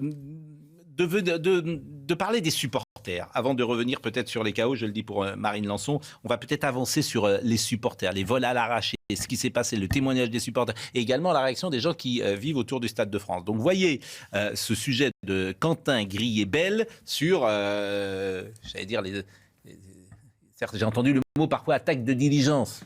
Bon, c'est une métaphore bien évidemment, mais certains c'était la soirée des pickpockets manifestement. Alors que les supporters anglais attendent de pouvoir accéder au Stade de France, plusieurs groupes de jeunes font leur apparition. Ils tentent de franchir les grilles et s'en prennent aux supporters étrangers. On a des voyous sans papier, des voyous aussi de cité, qui sont venus opportunément en fait détrousser majoritairement des spectateurs espagnols et anglais. Ils leur ont volé des effets personnels, des téléphones portables, des portefeuilles. Il y a aussi beaucoup de vols dans les véhicules qui étaient stationnés à proximité du Stade de France. Des jeunes de Seine-Saint-Denis donc, sans billets pour le match, bien connus des forces de l'ordre. C'était que des profils de personnes qui sont connues pour des délits de droit commun. Donc voilà, ils sont connus des services de police. Ça reste toujours, et comme c'est souvent le cas, une demi-surprise, beaucoup de mineurs. 6800 policiers et gendarmes étaient déployés pour sécuriser les abords du stade et les fan zones des deux équipes. Une centaine d'interpellations a eu lieu dans la soirée pour une cinquantaine de gardes à vue. Ce qui est terrible, effectivement, c'est qu'il y a des territoires de France où il faut mieux ne pas aller, parce que tu peux te faire détrousser. Bon. Témoignage des supporters, cette fois-ci en Gare du Nord, et ce sont les équipes de CNews qui ont remarquablement travaillé hier, sous l'impulsion de David Brunet notamment et de Serge Nedjar, vraiment ce qui nous permet ce matin d'avoir tous ces témoignages et tous ces sujets. Regardez. Pour ce supporter de Liverpool, la soirée de samedi a été un véritable cauchemar et pas uniquement à cause de la défaite de son club. On était tassés devant le stade les uns sur les autres. On a attendu très longtemps. Une fois arrivé devant le stadier, il m'a dit que mon ticket n'était pas bon. Il n'a pas voulu me le rendre. Il m'a pointé du doigt devant la police et ils m'ont demandé de partir. C'était horrible, vraiment horrible. Et même avec le précieux sésame acheté directement auprès de la boutique de Liverpool pour 150 €, l'entrée dans le stade n'était pas garantie. Le stadier m'a dit que mon billet était authentique mais que le stade était plein. Comment est-ce possible ?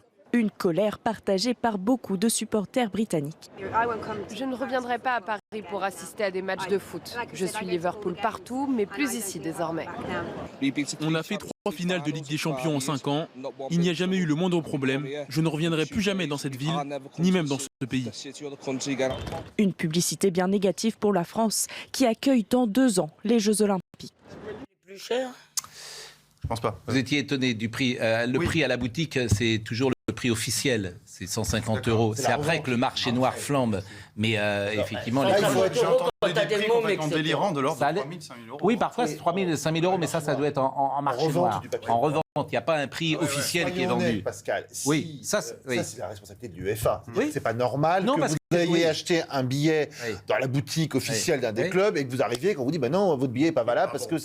Donc il y a bien... Non, ils nous ont dit que son billet est valable, mais vous ne pouvez pas rentrer parce qu'il y a trop de monde dans le stade. Bon, ça veut dire qu'il y a eu différent. Il y a une expression, il y a oui, on l'a dit tout à l'heure. Oui, mais là on peut difficilement accabler la France quand même. Il faut être un peu logique. Et j'accable personne, si j'ose dire. Je réponds à chacun. Je propose qu'on repasse votre édito. Mais non, moi je suis triste en fait. Je réponds à la presse anglaise qui dit qu'on est tout mauvais, que... Mais je suis triste parce que je sais au fond de moi que rien ne changera.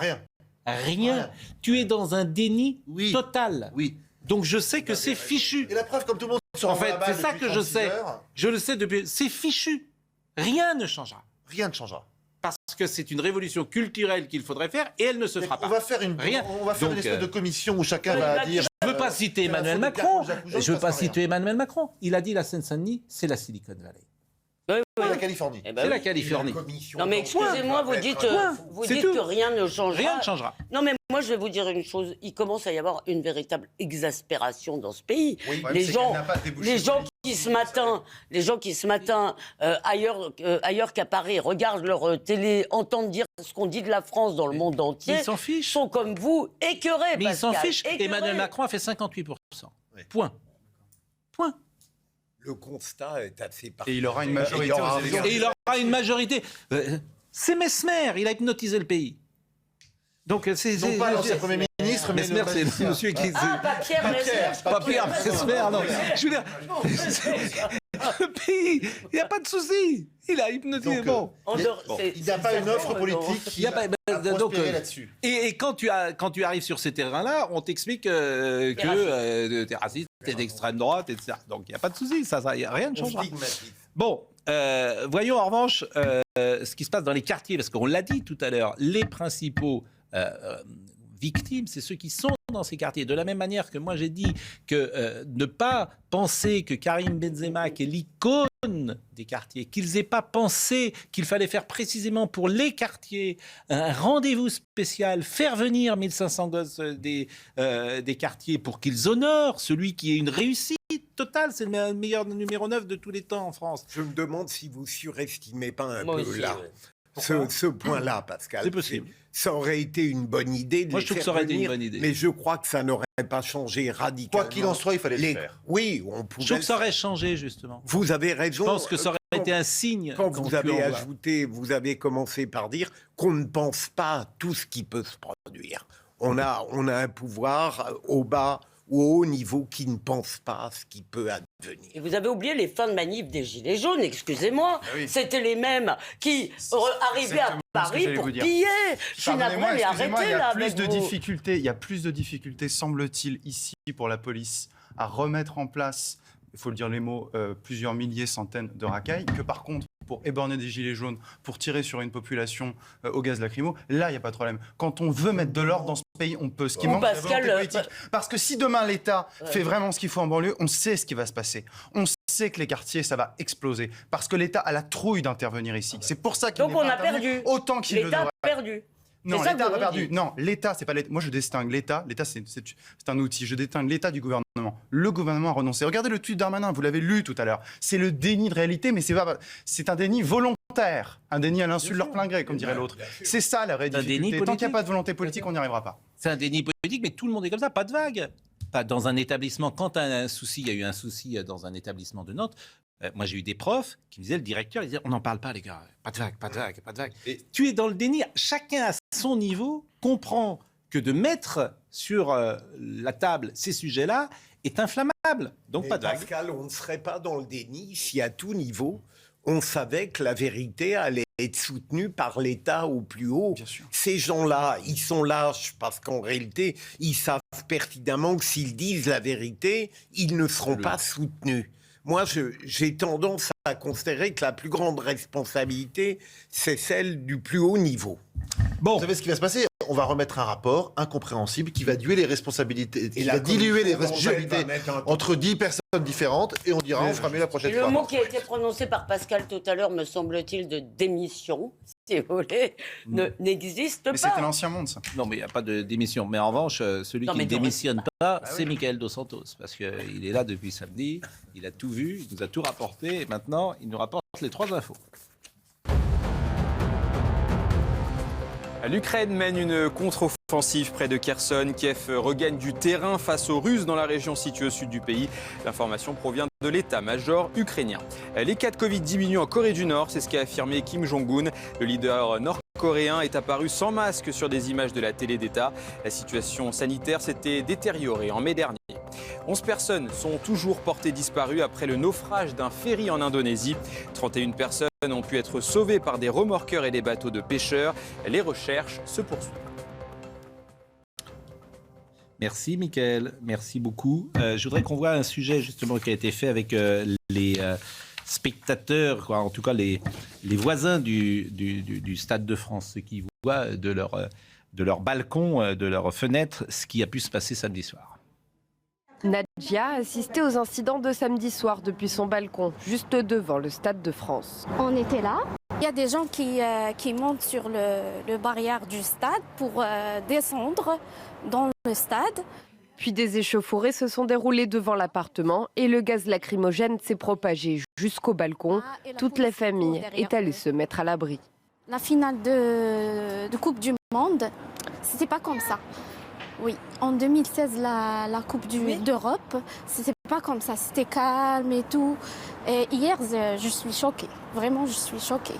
Un constat partagé par son mari qui habite ici depuis 15 ans. Jamais vu ça, c'est la première fois. Il y avait il y avait même beaucoup d'interpellations. Un Espagnol qui était volé son portefeuille. La famille espère le retour au calme pour les prochains matchs de football. La Ligue des Nations se tient au stade dès le mois prochain. Bon, dans les petites réactions qui m'ont intéressé, on va écouter Carl Olive. Moi, je l'aime bien, Carl Olive, vous le savez bien, on l'a reçu souvent ici sur ce plateau. C'est un homme de bonne volonté, il est maire de Poissy et on l'a souvent accueilli avec plaisir. Simplement, il ouvre le parapluie. Voilà, c'est ça la vérité. C'est-à-dire qu'il défend, ce qui est bien normal, il est dans sa place. Il défend Emmanuel Macron, il défend le gouvernement, il défend l'institution. Écoutons-le. Il peut être un peu lénifiant. Pardon, mais quand vous avez 70 000 supporters anglais qui arrivent à Paris, qu'il n'y en a que 20 000 qui peuvent accéder au stade, il y a un sujet où, quand on n'a pas le ticket, on ne se déplace pas. Ça, c'est la première chose. La deuxième chose, c'est que les contrôles ne sont pas faits par les policiers, ils sont bien faits par l'organisation. Donc on a un système qui s'est additionné où tout le monde finalement a failli, mais moi je ne veux pas tirer sur l'ambulance. On n'est pas trouvé dans les fan zones. Bon, ce qui est intéressant dans ce qu'il dit, et on voit bien la réaction des politiques, c'est que tout le monde a failli. Non, pas au même degré. Même degré, s'il y avait eu des policiers qui étaient là, c'est pas les billets des policiers qui auraient pu encadrer la délinquance. L'idée que vous ne puissiez pas vous déplacer parce que vous n'avez pas de billets, c'est bizarre. On a reçu un message d'un policier qui disait on a reçu l'ordre de ne pas intervenir. Oui. Un policier absolument écœuré, indigné par la politique mise en œuvre. Ce que je vous disais, c'est qu'il y a un manque de volonté politique en réalité dès l'origine. Non, mais la question de il me semble, vous avez raison, après, il y a des responsabilités qui sont certainement partagées, mais il y a quand même, la France accueille un événement. Elle l'a demandé. Eh bien, excusez-moi, c'est la France et donc ses représentants qui, en tant que tels, doivent assumer la responsabilité, s'excuser auprès des Anglais au lieu de les engueuler. Comment ? Au lieu de les pointer du doigt, comme a fait Gérald Darmanin. Parce que je pense que la presse anglaise serait beaucoup moins virulente si on n'avait pas ajouté cette couche-là. Emmanuel Macron a fait des pieds et des mains pour que cette finale ait lieu en France, puisqu'elle devait avoir lieu à Saint-Pétersbourg, je vous rappelle, et pas ailleurs. C'était comment dirais-je, il s'est mis lui-même, il était très fier de son petit coup d'avoir récupéré la finale chez nous. Bon. Ça peut lui rendre. Bah, attendez, mais il n'a pas tweeté encore ? Non, mais quand vous... Non, il était à Brégançon, à Bormes-les-Mimosas. Quand vous... Il n'y a pas de réseau là-bas ? Quand vous êtes l'intermédiaire ou le promoteur de ça, vous vérifiez quand même que vous êtes capable d'organiser un événement comme celui-ci. Et ils avaient 3 mois tout de même. Gérard Collomb. C'est pas rien. Gérard Collomb. 6 mois, mais enfin en 3 mois... Non, alors ça c'est vrai. Tous ceux quand même, pour le coup, moi j'ai eu beaucoup de gens de la fédération et qui connaissent ces organisations. Une finale de Ligue des Champions, c'est 12 mois pour l'organiser. Là, à la décharge de l'UEFA, en 2 mois et demi, c'est pas ça. Honnêtement, moi, c'est ce qu'on m'a dit. Vous ne faites pas des pieds et des mains pour avoir cette finale si vous savez que vous êtes incapable de l'organiser en 3 mois. Pardon. Et puis... Bon, Gérard Collomb, il y a 2 réactions que je voulais vous montrer, celle de Gérard Collomb, et puis après on écoutera Henri Guénaud. Gérard Collomb d'abord sur ces grands événements. Si vous voulez, on va accueillir 2 grands événements, à la fois la Coupe du Monde de rugby l'année prochaine, puis en même temps, évidemment, les Jeux Olympiques. Et quand je pense qu'on veut organiser le grand défilé, non pas à l'intérieur du stade, mais sur les bords de la Seine, avec 6 kilomètres de parcours, ça peut quand même être un peu compliqué. La vérité, c'est qu'on ne peut quasiment plus rien faire en France. C'est-à-dire que tu ne peux plus organiser une manif sans que ça se termine mal. Tu ne peux pas faire un grand événement. Il y a très peu de choses aujourd'hui qui...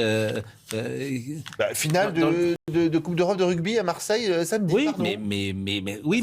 mais vous avez raison, Jérôme, il y a des exceptions. Tant mieux.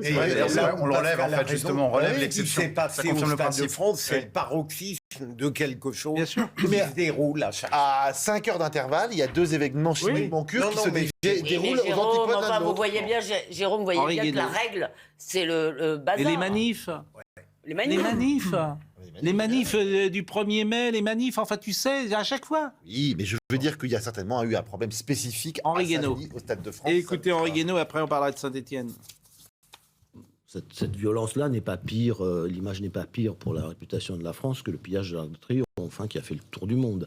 C'est pas pire non plus que la prise d'assaut du Capitole par des Américains. Donc, il y a une violence aussi qui monte et que l'Occident, qui est toujours prompt à donner des leçons au monde entier, donne aujourd'hui l'image de sociétés qui se fracturent et qui n'arrivent plus à gérer la violence qui monte. Pas faux. Oui. Ouais, non, moi je trouve que oui, en même temps c'est des comparaisons. Moi je suis pas fanat sur ces comparaisons-là. Ensuite, ce qui est clair, c'est que l'image de la France, il me semble qu'on a les Jeux Olympiques bientôt. Mais quelle image on donne de la France dans le monde, quoi.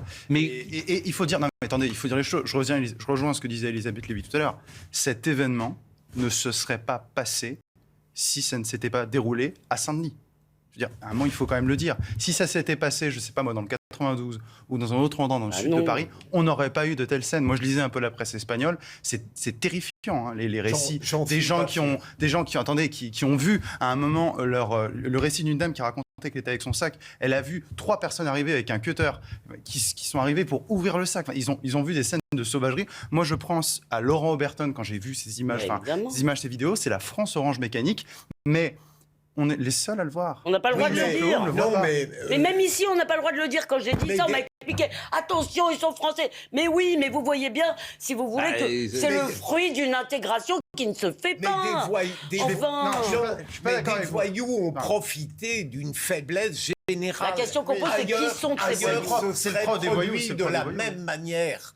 Il y a une incurie dans l'organisation des fêtes qui est fondamentale. Les voyous sont greffés là-dessus. Non, mais je vais vous dire une chose. J'entends ça, c'est le discours de la gauche. On l'entend depuis hier. C'est de dire que le problème, c'est un problème d'organisation. Non, à l'origine des problèmes, excusez-moi, c'est qu'on a des milliers de personnes, parce que c'est ça, hein, c'était des milliers de personnes, centaines, en tout cas plus de 1000 personnes, qui arrivent, qui sont, dans des références de sauvagerie qui n'appartiennent pas à notre civilisation. S'il n'y avait pas ces gens-là, il n'y aurait pas besoin que la police intervienne en plus des autorités. J'entends ce que vous dites, mais dans le reportage des riverains du Stade de France, ce sont des gens qui appartiennent à la même culture et qui ne sont pas dans cet état d'esprit-là. Donc, attendez, je termine, Elisabeth. Et ce que je veux dire, c'est que la difficulté, et il faut insister là-dessus, c'est à chaque fois une poignée de jeunes gens sur lesquels nous ne sommes pas assez sévères, manifestement.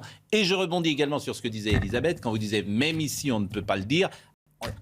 Autour de cette table, que je sache, vous n'êtes pas censuré et vous pouvez tout dire. Non mais je le dis puisque vous avez dit même ici. Donc moi, même ici, vous dites ce que vous voulez. Les choses. Demandez à un policier. La plupart des gens, une majorité, disons, des gens qui défilent dans les commissariats sont souvent issus de cette immigration mal intégrée. Mais évidemment, c'est une minorité par rapport à l'ensemble. C'est ça qu'il faut répéter en permanence. Je me permets de répéter ce que vous avez dit pour pas qu'il y ait de... C'est ça qu'il faut répéter évidemment, et même ce sont aussi les victimes, cette dame qu'on a... Saint-Étienne. Je veux dire, c'était terrible. Saint-Étienne, parce que hier soir, là encore, mais Saint-Étienne, il y a tout dedans.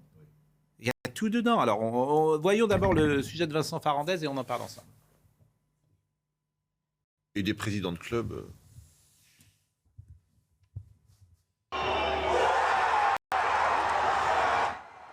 À peine le match terminé, la pelouse est envahie par des milliers de supporters. Plusieurs dizaines de mortiers d'artifice sont tirés en direction du tunnel, l'accès aux vestiaires.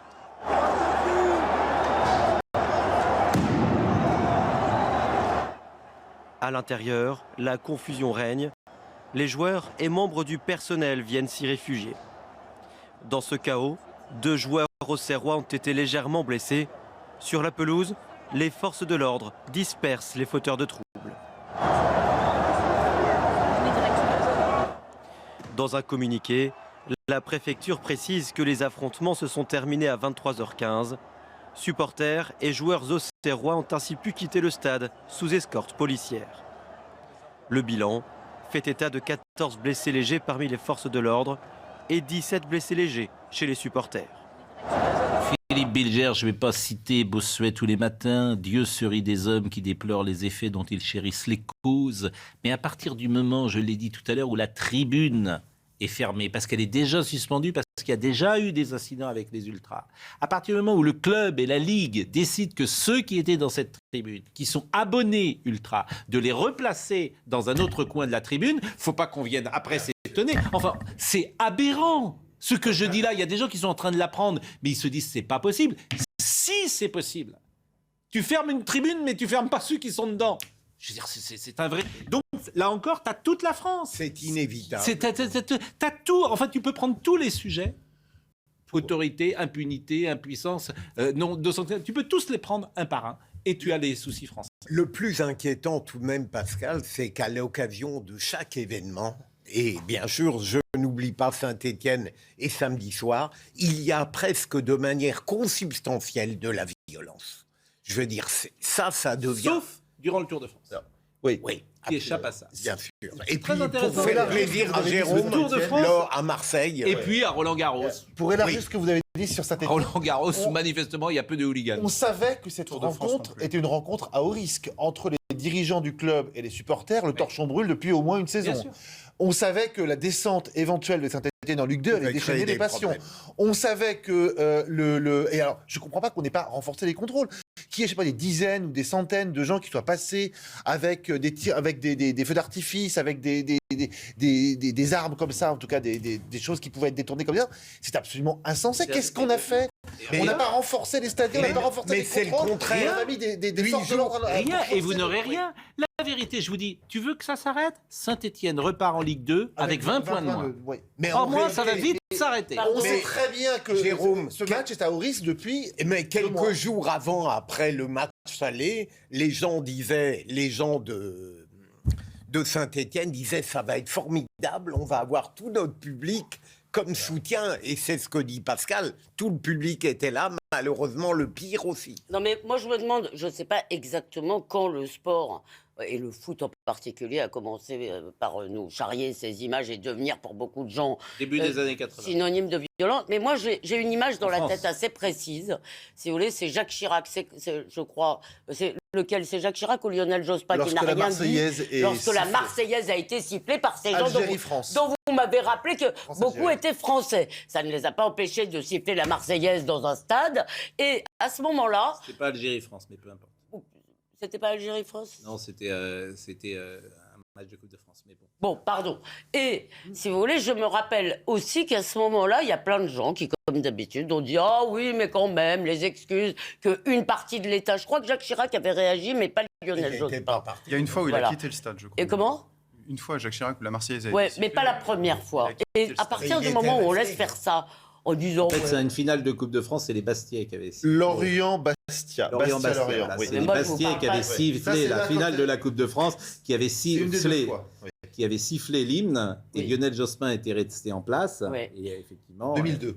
En 2002. Mais après, dans chaque match où il y avait l'Algérie ou le Maroc, excusez-moi, vous mais aviez des Algérie-France, ça a Français... été un traumatisme. Vous savez qu'il n'y a pas de match Voilà. Algérie-France depuis ce qui s'est passé à Saint-Denis. Ah bon? Bien sûr. La France n'a jamais rencontré l'Algérie. Vous ne pouvez pas faire un France-Algérie. Depuis combien de temps? Depuis plus de 20 ans. Vous ne pouvez pas organiser... Alors, comme il n'y a pas eu de compétition, je veux dire, internationale, où la France rencontrait l'Algérie, il n'y en a qu'une qui pourrait se mettre en place, ce serait la Coupe du Monde, par définition. Mais il n'y a pas eu de match amical entre la France et l'Algérie, parce que c'est un match qui est complètement explosif. Et si ça se passe en Coupe du Monde? Ah bah là, ça se passera. Là, tu vas... non, mais oui, mais... Octobre 2001. Voilà, donc depuis 20 ans, bien sûr. Bien sûr. Mais bon, le football, je vous dis... C'est le miroir. C'est un miroir, c'est-à-dire que dans ces sujets-là, dans tous les sujets aujourd'hui, vous avez toute la société française. Et c'est ce qui nous a fait dire en début d'émission, pauvre France. Pauvre France. On n'a pas parlé de foot une seule Adapté fois. par Jean Cau en France. Jean Cau. C'est un auteur anglais, un auteur américain, Pauvre France, et c'est adapté par Jean Cau dans les années 70. Eh bien, lisez Jean Cau. Je sais que Fabrice Lucchini l'a remis à la mode, mais lisez Croquis de mémoire, lisez il écrivait pour Match, les portraits qu'il a fait. Jean Cau, c'est exceptionnel. Et puis, on pourrait relire Philippe Muret, qui aime beaucoup Elisabeth. Il a dit des choses très justes. Et il a même tout dit. C'est pour tout dire. Il l'a tout dit, mais avec combien? 20 ans ou 30 ans d'avance, Elisabeth? Oh, il est mort en 2006 et il avait déjà beaucoup anticipé de ce qui nous arrive. Festivus. Festivus. Y compris Madame Hidalgo, je crois qu'il avait un peu... Mais vous parliez de l'image de la France, mais les Américains qui arrivent à Paris, qui passent porte de Clignancourt, mais ils n'y croient pas. Les rats dans Paris, je veux dire, j'allais dire c'est crade, c'est sale, tout. C'est que bon, mais bon, voilà, mais comme personne, comme Madame Hidalgo n'habite pas porte de Clignancourt, peut-être qu'elle voit pas comment ça se passe. Michael Dos Santos, le rappel des titres. Après le fiasco et le chaos au Stade de France, les premières explications. Le ministère des Sports réunit ce matin à 11h les organisateurs de la finale de la Ligue des Champions, la police et les autorités locales. Nous déplorons les incidents et regrettons que certains supporters munis de billets n'aient pu assister au match, a déclaré la ministre. Une terrible défaite pour Saint-Etienne après cette défaite au tir au but face à Auxerre. L'équipe est reléguée en Ligue 2, une rencontre marquée également par des débordements en fin de match. Les supporters de Saint-Etienne ont envahi le terrain et envoyé des fumigènes sur les joueurs. Et puis les hôpitaux de Paris manquent de 1400 personnels infirmiers, c'est ce qu'a indiqué le directeur général de l'AP-HP ce matin. Selon lui, il y a 1000 infirmiers de moins qu'à la même période l'année dernière. Beaucoup ont changé de métier. Je voudrais terminer cette émission par un hommage personnel. Je sais qu'elle nous écoute, qu'elle nous regarde, qu'elle est en régie. Elle vit avec un supporter de la JOCR. Elle vit avec lui. Et grâce à la victoire d'Auxerre hier soir, ça a été la joie dans la famille, la joie dans la maison, la joie dans l'appartement. Donc elle se reconnaîtra. Simplement, je la salue et je lui dis bravo et bienvenue en Ligue 1. Bienvenue en Ligue 1, chère Marine. Jérôme Guilleux était à la réalisation, Guillaume était au son, Dominique Raymond était à la vision, Marine Lançon était en régie, Arthur Muriot également, Jean-Marc Morandini dans une seconde.